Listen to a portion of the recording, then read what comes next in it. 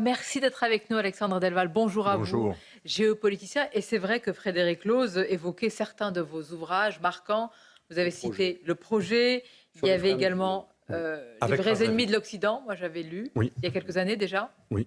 Et aujourd'hui, c'est évidemment, c'est le nouvel ordre post-occidental, vraiment passionnant. Ça nous Merci. donne des clés d'analyse. L'armée américaine a organisé ces derniers jours le transfert d'1 millier de détenus les plus sensibles pour être incarcérés dans les geôles irakiennes. Des transferts qui devraient se répéter dans les prochains jours. Alors, quelle est votre analyse? Est-ce une nouvelle bombe à retardement? Nous le savions depuis très longtemps. Déjà en 2011, en plein printemps arabe, la CIA a mis au point une opération qui s'appelle Timber Sycamore. Et cette opération vise à financer une dizaine de groupes djihadistes et islamistes combattants, la frontière étant assez poreuse, pour faire tomber Bachar al-Assad. Très bien, un dictateur est tombé 12 ans ou 13 ans plus tard. Mais tout ça était une opération extrêmement cynique qui visait finalement à faire perdre aux Russes les bases qu'ils avaient à Khmeimim et Tartous. Et aussi faire perdre à la Syrie le contrôle par l'Iran. Très bien, lutter contre l'Iran, la Russie, dans le cadre d'une géopolitique occidentale, mais le résultat, c'est qu'on a mis des égorgeurs modérés à la tête de Je me rappelle Damas. votre article dans Valeurs Actuelles. Ce titre Oui. m'avait peu, mais c'est tellement juste que vous Oui, dites. et c'est l'expression, je reconnais, que j'ai pris de M. Aberkan, Oui. qui parle beaucoup de la Syrie. Donc cette opération, elle est connue, elle a été aussi appliquée en Libye.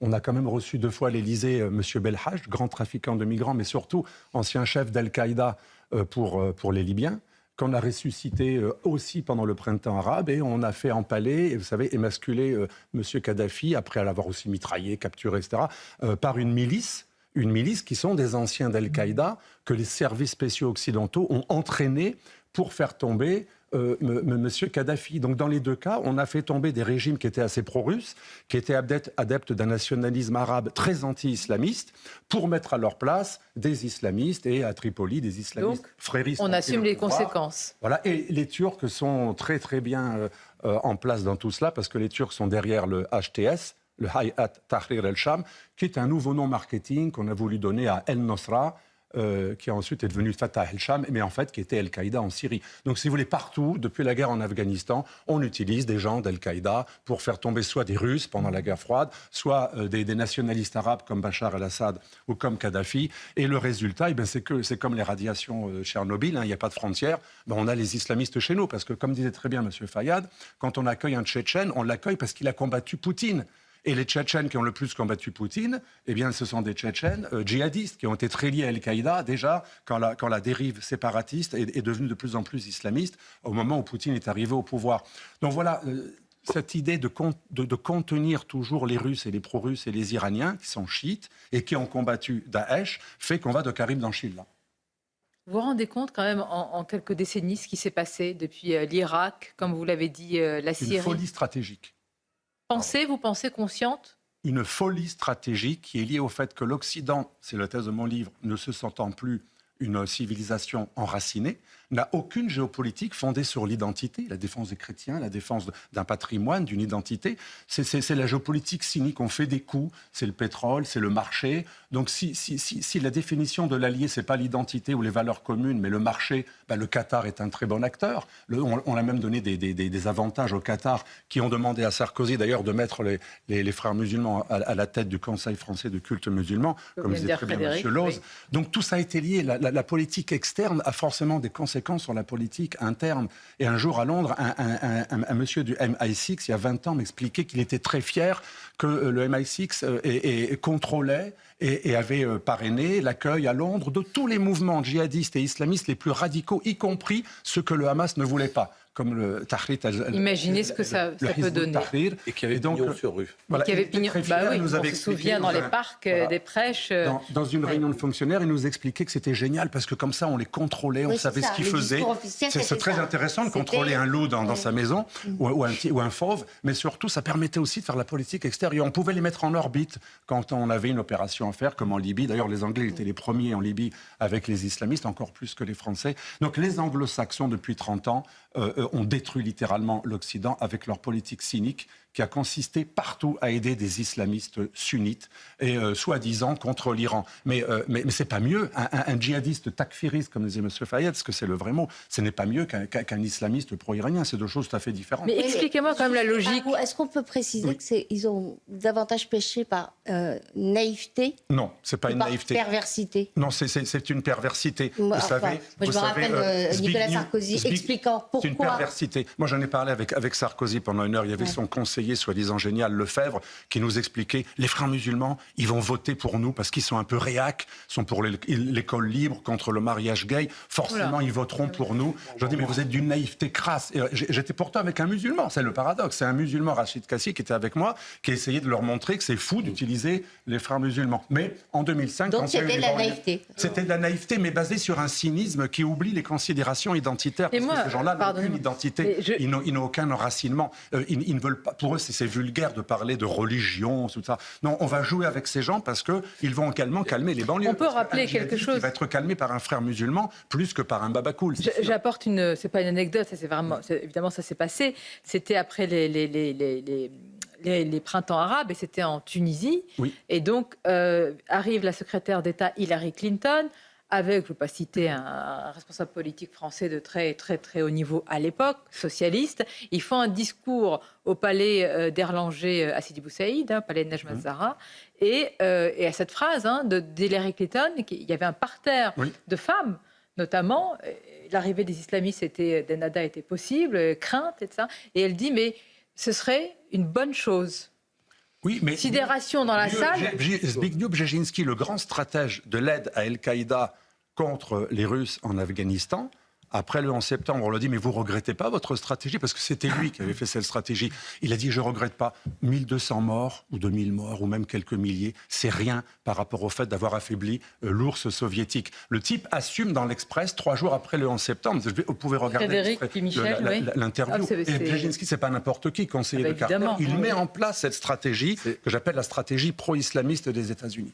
Et pour compléter ce que dit Alexandre Delval, non seulement ont été encouragés les islamistes sunnites pour lutter contre l'islam chiite, mais y compris il y a 30-40 ans pour lutter contre le communisme et le socialisme. Oui. Ah, ça, oui. Et c'est ce qui s'est passé au Maroc, en Égypte. Pour remplacer des idéologies en réalité. En Afghanistan, ça a été des erreurs.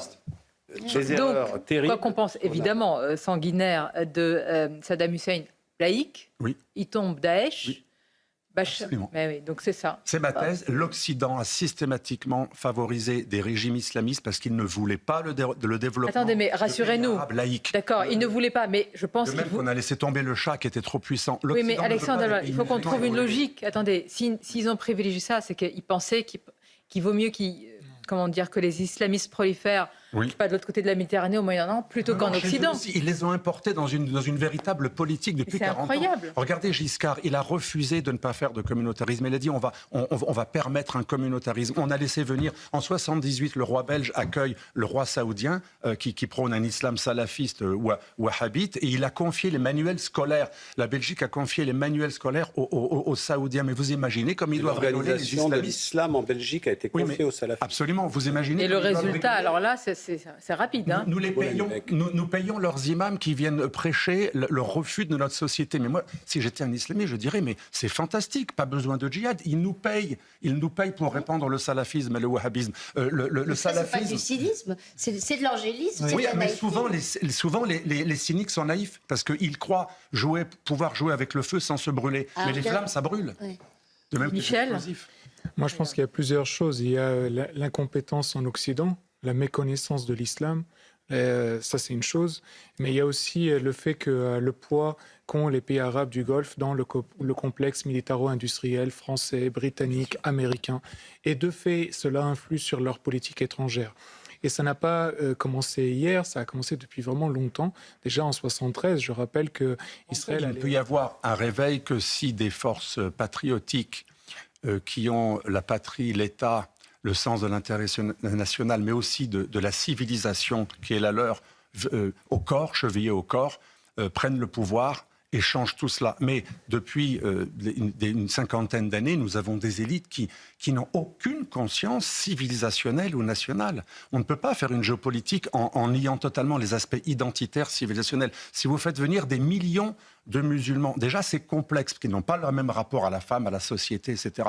Mais si en plus vous les confiez à des imams du Milli Gülüş turc, moi j'ai lu le livre du concepteur du Milli Gülüş, qui est le maître d'Erdogan. C'est effrayant, Erbakan. Le monde, il y a un complot judéo-maçonnique qui humilie les musulmans et il faut punir tout ça et rétablir le califat. Alors ne parlons pas aussi des frères musulmans, les salafistes, le tabligh dont M. Fayad a parlé, le mouvement Barelvi, et même les déobandes, c'est l'école juridique des talibans, elle est très présente à Londres. Moi je les ai rencontrés à Londres. Je parle avec eux parce que ça m'intéresse de parler. C'est votre travail. Si vous voulez, on a donné sur un plateau d'argent nos musulmans qui sont nos patriotes, nos frères qu'on aurait pu très bien intégrer.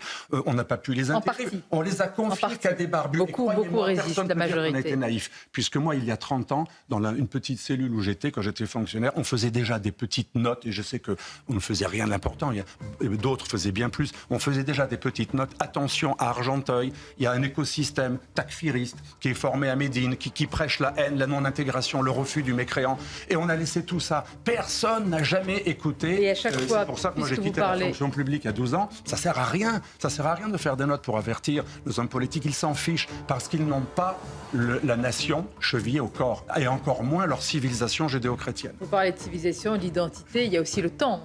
Une civilisation s'inscrit dans le temps, et souvent, vous connaissez cette formule, hein, les islamistes disent que l'Occident a la montre, et eux, ils ont le temps. Et ils ont voulu jouer les frères musulmans contre les djihadistes. C'est comme jouer Mussolini contre Hitler. Tout est dit. Écoutez, voilà... le défi civilisationnel, mais vraiment merci, parce que c'est passionnant, vraiment passionnant de vous écouter. Frédéric Loos, évidemment. Alors je rappelle, Insécurité, Stop à la descente aux enfers. Alexandre, oui, mais vraiment, là, ce sont des livres très très costauds, hein, tous. Donc merci. Donc je cite Le Nouvel Ordre Post-Occidental. Michel, un ouvrage à venir. Et bien peut-être ensemble. Ben oui. Merci. Si vous me faites confiance, avec grand plaisir. Un ami à vous là à côté de vous m'a fait confiance.